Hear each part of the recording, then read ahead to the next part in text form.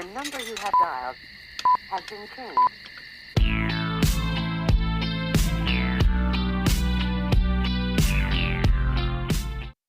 Assalamualaikum warahmatullahi wabarakatuh.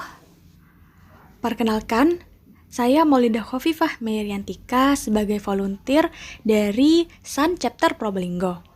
Di sini saya sebagai divisi dari Humas dan Riset.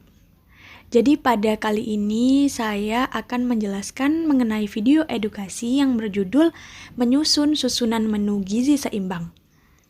Baik, langsung saja kita membahas materinya. Jadi kita akan membahas mengenai pedoman menu gizi seimbang terlebih dahulu. Apa sih gizi seimbang? Jadi dalam Paramita tahun 2018 disebutkan bahwa gizi seimbang adalah susunan makanan sehari-hari yang mengandung zat gizi dalam jenis dan jumlah yang sesuai dengan kebutuhan tubuh, dengan memperhatikan prinsip keanekaragaman makanan, aktivitas fisik, kebersihan, dan juga berat badan yang ideal. Di negara Indonesia sendiri, konsep gizi seimbang telah dibuat dalam bentuk tumpeng. Nah, namanya ini Tumpeng Gizi Indonesia. Tumpeng gizi seimbang ini sendiri dibentuk untuk membantu setiap orang memilih makanan dengan jenis dan jumlah yang tepat, sesuai dengan berbagai kebutuhan usia, serta sesuai keadaan kesehatannya. Nah, ini dia tumpeng gizi seimbang yang saya bicarakan sebelumnya. Jadi di sini ada 4 buah prinsip gizi seimbang. Yang pertama, jadi makanan bervariasi sesuai dengan kebutuhan. Pesan pentingnya yaitu setiap orang itu harus makan jenis makanan yang beraneka ragam. Yang kedua, aktivitas fisik. Aktivitas fisik yang seperti apa? Yang secara teratur dan juga terukur. Yang dimaksud itu kita melakukan kegiatan fisik dan juga olahraga secara teratur dan terukur sesuai dengan kondisi masing-masing. Kemudian yang ketiga, menjaga kebersihan dan lingkungan. Maksudnya ialah kita meminum air yang bersih, aman, dan juga cukup jumlahnya. Kemudian yang keempat, pertahankan berat badan ideal. Yaitu kita harus memonitor berat badan dan pertahankan berat badan dalam keadaan yang ideal. Nah, selanjutnya kita berbicara tentang manfaat nih. Apa sih manfaat dari menyusun menu itu? Jadi yang pertama, itu variasi dan kombinasi bahan makanan dapat diatur. Nah, manfaatnya apa? Sehingga kita pertama, menghindari dari rasa bosan. Karena terlalu sering jenis makanannya tertentu, itu saja yang dihidangkan. Lalu yang kedua, pada saat tertentu dapat dihidangkan makanan kesukaan yang menjadi makanan favorit bagi anggota keluarga. Kemudian yang ketiga, dapat menanamkan kebiasaan menyukai berbagai macam makanan sejak anak-anak bahkan sejak bayi. Karena itu tadi, makanannya itu ada variasi dan juga kombinasi. Kemudian yang kedua, menu dapat disusun sesuai dengan biaya yang tersedia. Jadi manfaatnya itu kita dapat mengurangi adanya kebocoran dana, lalu dapat menghindari pembelian bahan makanan yang terlalu banyak atau berlebihan. Lalu yang ketiga, makanan yang disajikan dapat disusun sesuai dengan kebutuhan gizi seluruh keluarganya. Misalnya bila kondisi sakit, hamil, ataupun menyusui. Nah, yang keempat nih, waktu dan tenaga yang tersedia dapat digunakan sebaik-baiknya. Nah, jadi bagi ibu-ibu yang bekerja ataupun mempunyai kesibukan lain selain mengurus urusan rumah tangga. Kemudian yang kelima, mengurangi beban mental. Karena apa? Segalanya sudah diatur dari jauh-jauh hari sebelumnya. Mau menu seperti apa, variasinya seperti apa, kombinasinya bagaimana. Nah, setelah kita berbicara mengenai manfaat, sekarang kita berbicara tentang faktor. Jadi faktor-faktor apa saja yang mempengaruhi dalam penyusunan menu-menu gizi? Yang pertama dari faktor ekonomi. Keterjangkauan dengan keuangan keluarga. Nah, faktor ekonomi yang rendah atau kemiskinan ini yang menyebabkan masyarakat itu kekurangan gizi dan mempengaruhi dalam penyusunan menunya. Upaya pemenuhan konsumsi makanan itu kaitannya erat dengan daya beli rumah tangga. Akibatnya, kebutuhan makanan untuk tubuh tidak terpenuhi. Kemudian dari kondisi kesehatan. kebutuhan fisik yang diperoleh dari pangan dan makanan yang dapat diukur melalui antropometri dan kondisi status kesehatan setiap orang. Kemudian yang ketiga dari umur.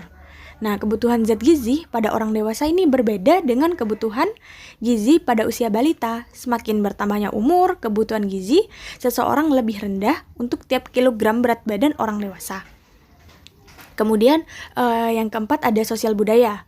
Dalam budaya mempunyai suatu cara bentuk macam pola makan, seperti bagaimana cara pengolahannya, persiapannya, penyajiannya. Juga tiap-tiap bangsa dan suku bangsa mempunyai penyusunan menu yang berbeda-beda sesuai dengan kebudayaan yang dianut secara turun-temurun. Lalu yang kelima ada faktor berat badan. Nah, terlalu gemuk ataupun terlalu kurus itu bisa menjadi perhitungan kalori apakah dapat ditambah ataupun dapat dikurangi dari kebutuhan berat badan seseorang. Nah, hal ini juga bergantung pada aktivitas fisik yang dilakukan tiap individu. Kemudian yang keenam, dari kebiasaan makan. Nah, Arisman tahun 2004 menyatakan bahwa kebiasaan makan adalah sebagai cara individu dan kelompok itu memilih, mengkonsumsi, dan menggunakan makanan yang tersedia yang didasarkan kepada faktor-faktor sosial dan budaya di mana mereka hidup. Kemudian yang ketujuh dari aktivitas. Asupan energi yang berlebihan dan tidak diimbangi dengan pengeluaran energi yang seimbang itu akan menyebabkan terjadinya penambahan berat badan. Kemudian yang kedelapan dari ketersediaan pangan setempat.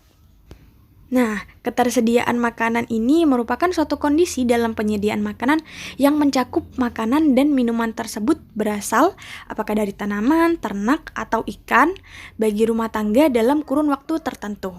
Nah, ketersediaan makanan dalam rumah tangga ini dipengaruhi oleh tingkat pendapatan.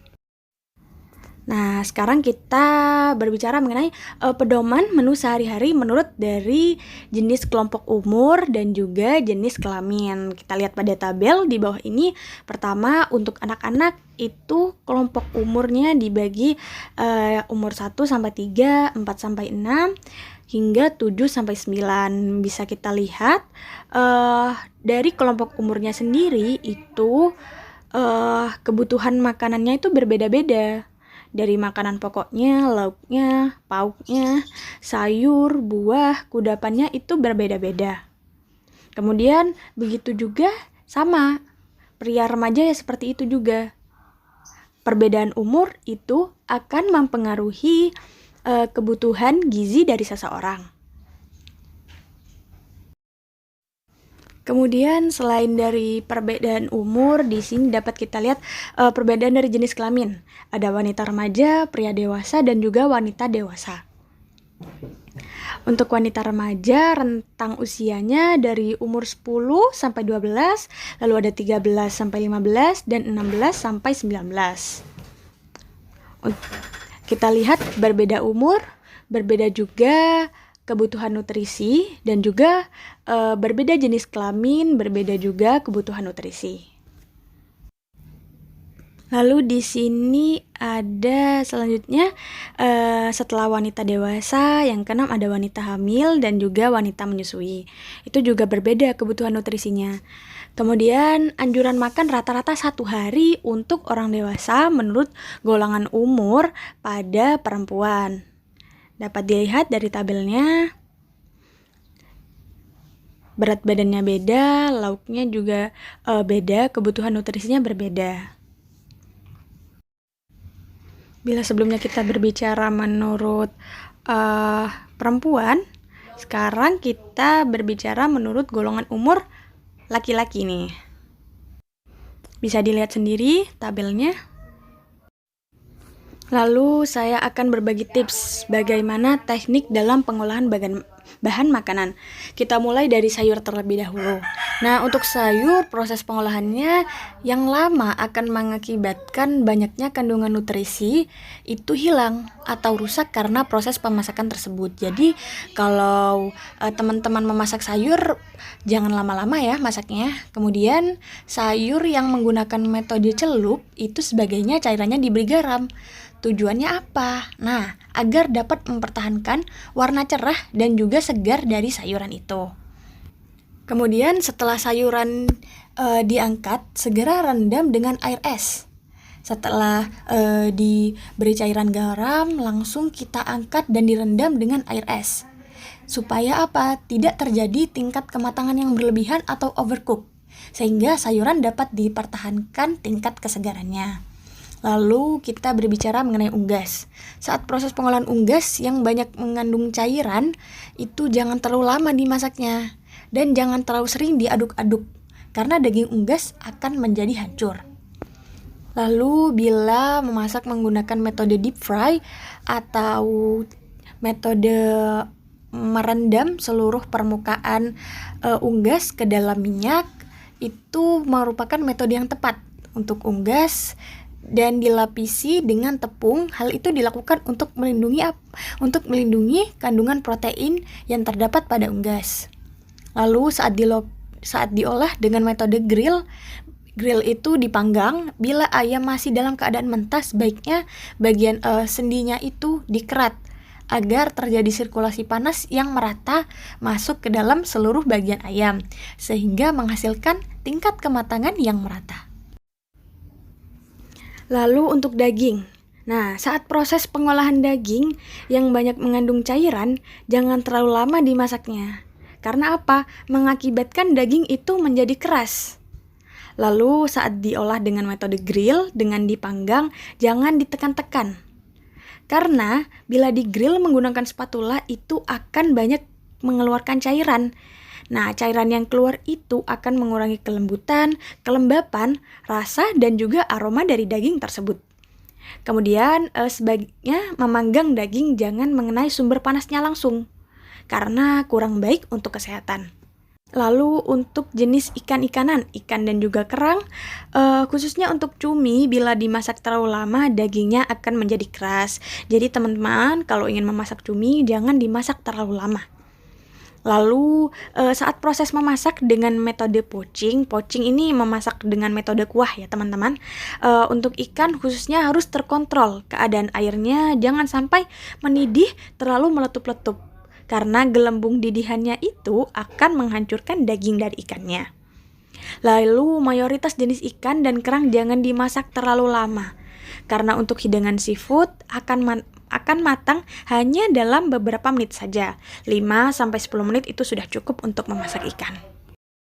Lalu untuk perubahan akibat perlakuan dalam pengolahan teknik penanganan, ini saya akan membahas mengenai perikanan.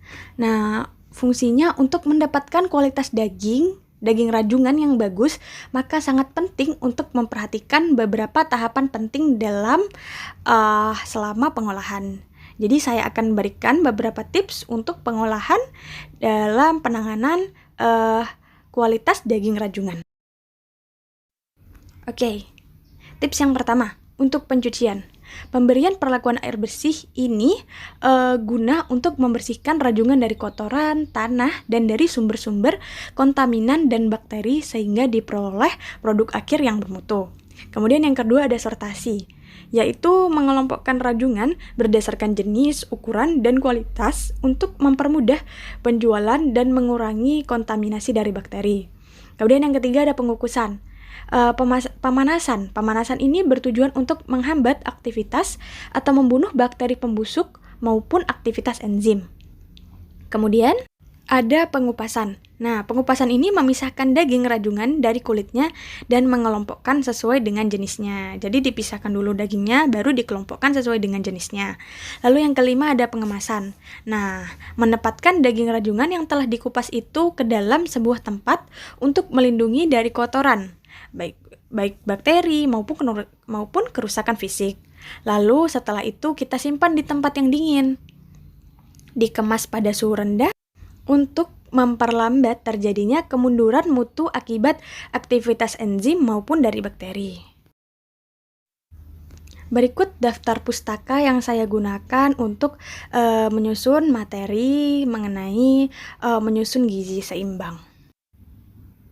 Baik, terima kasih. Demikian penjelasan saya mengenai menyusun susunan gizi seimbang. Semoga materinya dapat bermanfaat. Saya ucapkan terima kasih. Wassalamualaikum warahmatullahi wabarakatuh.